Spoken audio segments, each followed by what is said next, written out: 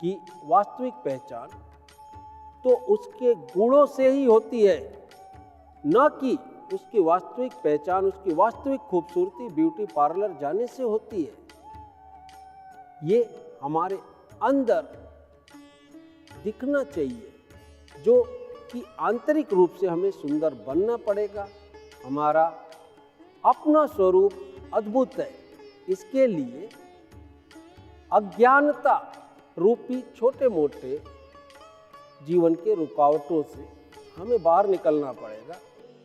लक्ष्मीवान बनने के लिए सिंसियरिटी और मोरलिटी मूल बिंदु है। सिंसियरिटी अर्थात हमारे हिस्से में आए हुए कार्य को दिल लगा के करना, और मोरलिटी यानी हमारे हक का सहज रूप से मिला हुआ उपभोग करना। इसलिए भगवान कृष्ण ने भागवत गीता में कहा है कि अपना हक भी छोड़ना एक पाप के समान ही होता है। अगर भगवान हमें धन देता है तो हमें उसका उपभोग करना चाहिए, न कि उसकी गठरी बना के रखना चाहिए।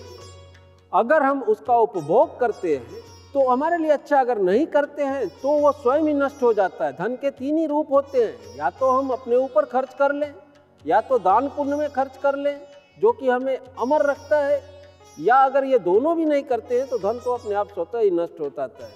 धन का प्राकृतिक नियम होता है कि हर 11 साल बाद धन बदलता है, यानी ट्रांसफर होता है।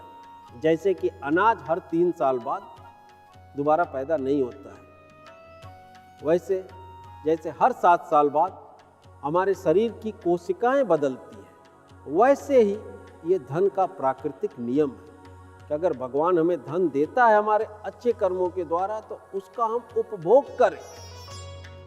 साथ ही हमें धन को कभी ठुकराना भी नहीं चाहिए, क्योंकि धन को ठुकराने के कारण बहुत सारी ऐसे उदाहरण आए हैं, बहुत सारे ऐसे घटनाएं हैं कि लोग कितने जन्मों तक धन के लिए तरसते रहते हैं। तो अगर धन आपके पास आता है तो उसको सहज रूप से आप स्वीकार करें, न कि उसे ठुकरावें।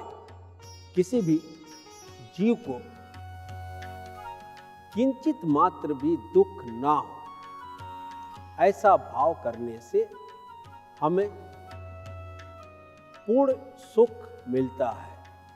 और जब ये पूर्ण सुख हमारे पुण्यों में बदल जाता है तो इस पुण्य के फलस्वरूप हमारे घर में लक्ष्मी का वास होता है, और लक्ष्मी आती है।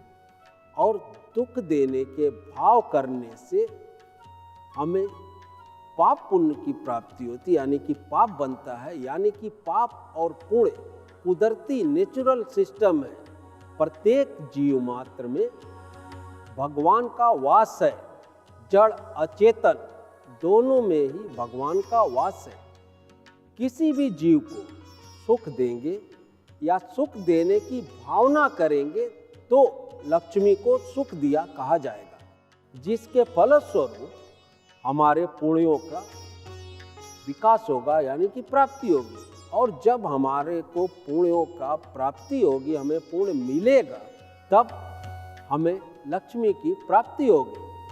पुण्य या जमा रकम, और पाप का मतलब होता है उधार रकम।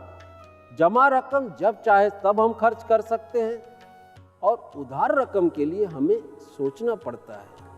छोटे छोटे बीज मंत्रों के द्वारा आप लक्ष्मी को प्राप्त कर सकते हैं। उसके लिए आप गुरु के शरण में जाइए, गुरु के द्वारा छोटे छोटे बीज मंत्रों को लीजिए।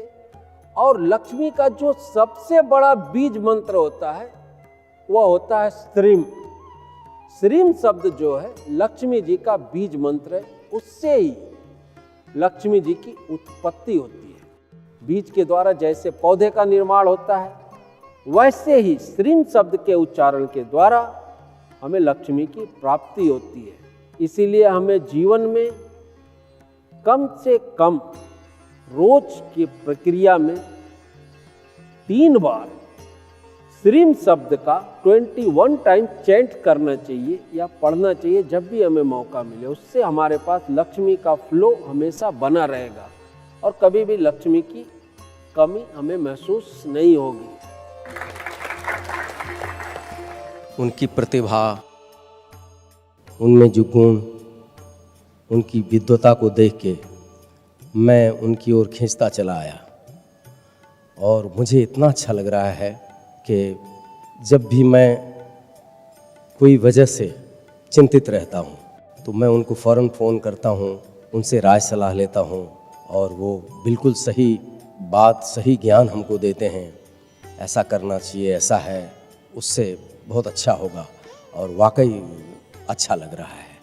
वो ज्ञान की पोटली कह सकते हैं और वो ऐसी ज्ञान की पोटली है जैसे कृष्ण भगवान ने सुदामा के सामने अपने पोहे की पोटली रख दी थी और वो ख़त्म ही नहीं हो पाए, वैसे ही उनकी भी एक ज्ञान की पोटली है जो कभी ख़त्म नहीं होगी। मुझे काफ़ी वक्त हो गया था एक्टिंग लाइन में स्ट्रगल करते हुए, लेकिन मुझे लग नहीं रहा था मैं किसी सही दिशा में जा रहा हूँ। तब मेरे एक फ्रेंड के ज़रिए मेरी मुलाकात गुरुजी से हुई। तो उस वक्त मेरी जो स्टेट ऑफ माइंड था मेरा बहुत कंफ्यूज था, बट गुरुजी ने मुझे एक पॉजिटिव एनर्जी दी, मुझे बताया कि मुझे किस तरह से सोचना चाहिए और अपने जीवन में क्या करना चाहिए। 2 साल पहले मैं गुरुजी के संपर्क में आया तो गुरुजी ने कहा, बेटा अभी ये तुम्हारी कुंडली जो है वो तुम्हें एक्टिंग फील्ड में नहीं, राइटिंग फील्ड में तुम्हें ज़्यादा फ़ायदा करेगी। एज अ राइटर बहुत अच्छा कर रहा हूँ। मेरा एक शो आ रहा है, तुझसंग प्रीत लगाई सजना, सहारा 1 7 बजे आता है। बाकी 2 फिल्में लिख रहा हूँ, गुरुजी की कृपा से काफ़ी अच्छा कर रहा हूँ। अभी तक तो मैंने गुरुजी से सिर्फ पाया ही पाया है, खोया तो कुछ है नहीं। जब मेरा करियर का एकदम ढलान पीरियड चल रहा था, उस पीरियड में गुरुजी ने मुझे सपोर्ट किया, उनके बताए हुए रास्ते पे चला, तो आज एज ए फोटोग्राफर मैं काफ़ी अच्छा कर रहा हूँ और ज़िंदगी भी ठीक ठाक चल रही है।